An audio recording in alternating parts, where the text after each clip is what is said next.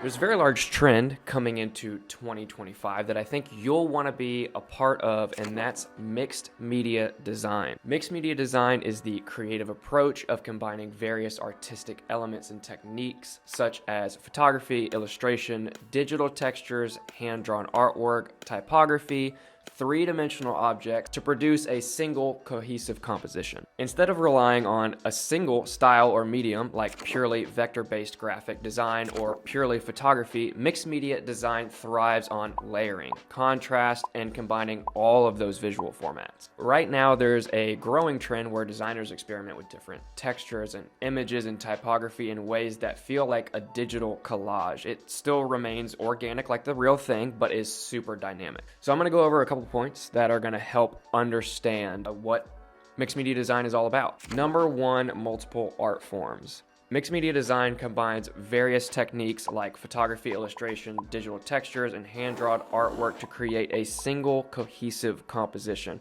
Rather than relying on a single style, it thrives on layered compositions of elements that give the work depth and visual interest. This fusion often results in fresh, dynamic pieces that break free from traditional uniform aesthetics and formats. Every piece is completely new, and it cannot be replicated one-to-one because it includes you, your style, your taste, your handwriting, your photos that you shot. If you're looking for a way to be unique, well, here it is. Number two, texture. Texture is a key component that adds necessary depth to mixed media designs. Whether it's grunge overlays, scanner textures, rip edges, grain, these elements can create a sense of newness and authenticity. It kind of appeals to our sense of touch, even if it's only visual. Texture makes the design more immersive. It helps blend all the ingredients together, making the media feel like something. It's kind of like putting all of these pieces of your composition in a dish and then baking it in the oven. It went in as separate ingredients, separate pieces, and it came out as a whole new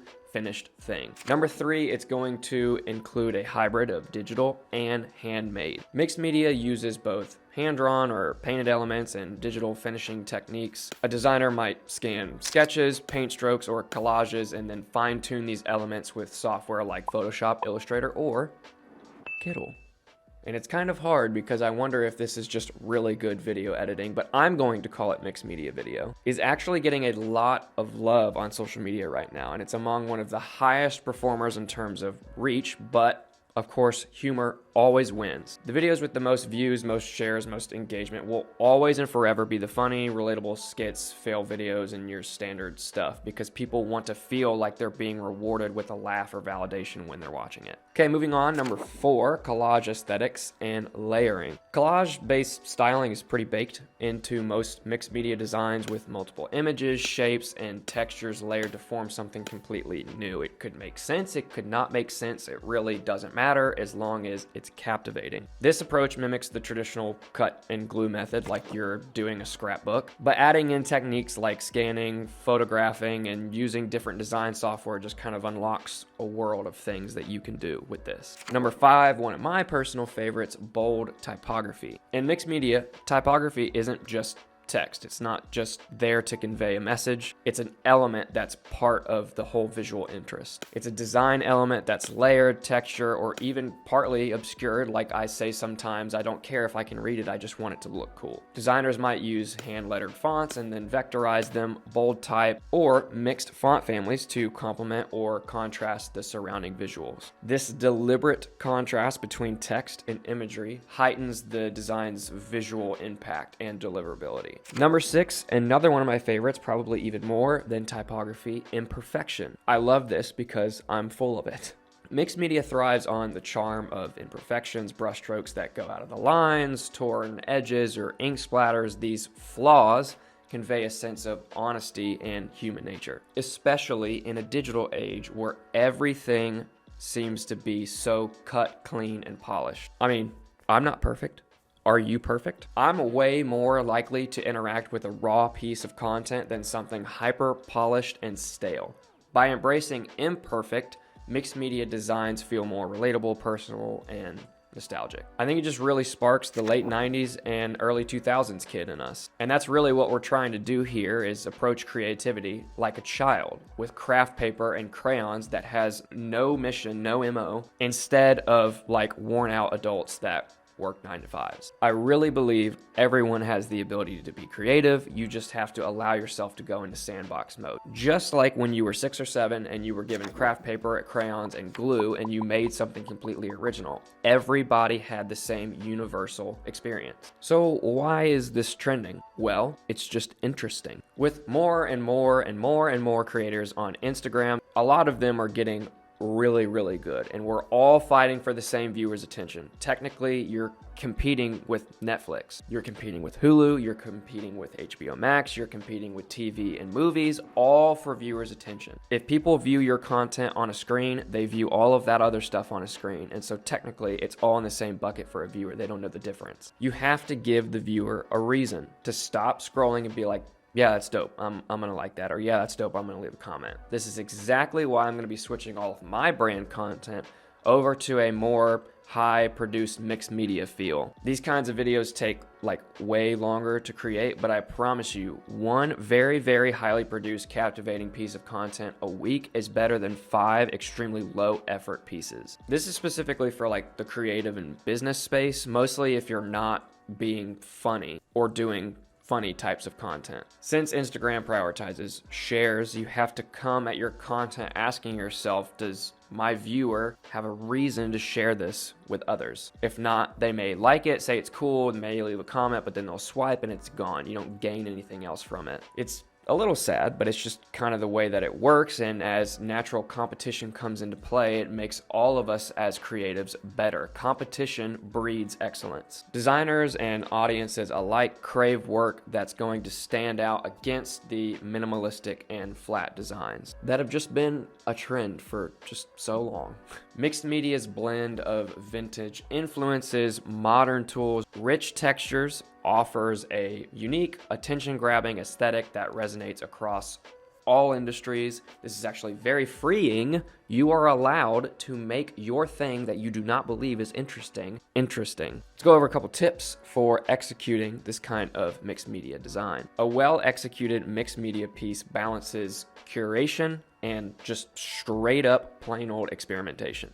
This process is going to be different for everyone. For me, I need to go into it with zero expectations, maybe a couple of references of how to do different techniques, but truly allow myself to free flow and try new stuff. Like, what if cool, just do it. Just see if it works. I thought it would also be a little helpful if we looked at some mixed media examples together and kind of pick them apart. Maybe theorize about how they were made and the design process. So let's do that. Okay, well, I'm in the hub of all references ever, Pinterest. Well, at least for me. If you have any other recommendations for reference sites, graphic design inspiration, drop them in the comments for others to see so that we aren't just always on Pinterest all the time. Sometimes there's sites that can be a little more curated for different styles and different wants, but I am in Pinterest today, and so we've got a lot going on here. Some of these are videos, some of these are pictures, but you can see right off the bat, one, they're very highly interesting, and two, very collage heavy. So this is a perfect example right here of mixed media. This honestly could have been entirely made in a design software, or it could have been photographs that were taken, cut, erased around the edge, placed on top of each other. You print it out, you cut it, you rip it, you place it on top, you take another picture. So like, you know, there's got a little bit of a shadow on this, so that might make me think that this is actually real, that somebody cut this out and they placed it on top of this blue thing, and because of however the light was in the room, it gave it a little bit of a shadow, and so that's very highly interesting. So yeah, it's just very collage heavy. This is another kind of mixed media thing where we've got a photo, right? We've got like a very nice, interesting perspective photo, and then we've got different things going on here, different little cutouts and such. Very cool and fun. I've also got some videos in here as well, so you can see, for example, this is got a video, and like I was talking about before, texture is freaking king. Like, you're gonna want texture on stuff. You can see at the end there, that is kind of just like the plain iPhone video. But in the beginning here, we've got a lot of like grain overlay, some like film dust, film distortion and whatnot that really makes this feel nostalgic. It makes it feel like something other than a cruddy iPhone video. If you don't do anything to it, it has the tendency to look not very good. So you have to err on the side of making things look extremely intentional. So by taking this iPhone video and putting this overlay over top of it, and then we've got a lot of doodles and whatnot, like it looks like this could be some sort of like Procreate brush or different layers in design software that have been imported into a video timeline. It just makes it something. It makes this, like, I could not recreate this one because I'm not that person and I didn't take that video, but there's no way for me to recreate all of those scribbles, all of those scratches, all of that dust, all of that grain, all of that blur, all of everything that's in this. There's just no way that I'm ever going to be able to recreate that. This is a more simple example right here where we've got a photograph and it looks like maybe somebody just got a crayon out and drew around it and then did some scribbles and whatnot and re-uploaded it, scanned it, and so it's very visually interesting. Here's another couple examples here. And you know, this has kind of been a little bit of a trend for a long time. I mean, you know, influencers and people that are big on social media, even before Reels were a thing, would take their pictures and they would add cute little doodles to it and whatnot. And that very, very simple enhancement of their content just made people absolutely fall in love with it because it was more organic. It had their handwriting. It was just white scribble on top of their pictures, but it's like, oh, this feels more like something I get to read, text on top of the photo, and it feels like more something that I can interact with. This is another wild example. This is actually a little bit closer to what I want my content to feel like, is just this kind of lower frame rate stuff where every single frame has different scribbles on it and whatnot. And like I said before, it's a lot of work. It is just a lot of work, but this is super interesting, and I'm no doubt that this performed pretty well on socials. Here's another great example where we've taken two photos of the same person in the same setting. One's color, one is black and white, and it looks like we've scanned it and uploaded it and then done some scribbles and whatnot, and it's just killer. Like, they just did a really, really good job. I'm actually going to screenshot this as a reference. That'd be super great. Thank you. Here's another great one where we've, you know, taken an actual photo of somebody looking through paper like this, but then kind of clipped this flower picture around the edge of it, and it just looks very surreal. I would even consider this mixed media, where they have taken a close-up of somebody's fingers and then put them over top of their hands in the real picture to give it kind of like a 3D effect. This is also super great as well, and this does take a little bit of practice and taste, right? The colors here are very complementary to each other.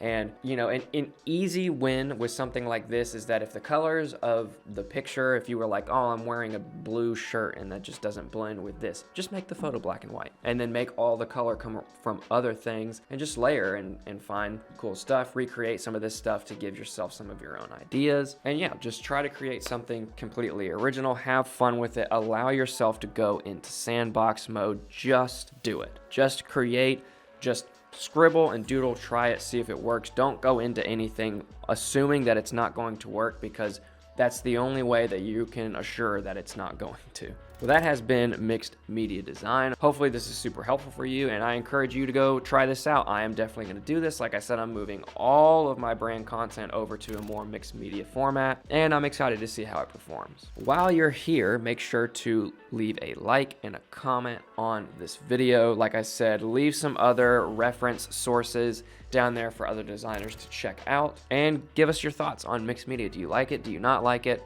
This is an open space, it's a safe space for everybody to share their opinions. This is also just a very subjective type of design. It's not for everyone, which most highly, highly creative things aren't. Make sure to also subscribe to the Kittl YouTube page for more content like this on different design trends, design topics, design education, typography education, font education, all included in different types of design, as well as bunches and bunches and bunches of content and tips on how to use Kittl to achieve all of your content and graphic design needs. Thank you guys so much for watching, and we'll see you in the next video.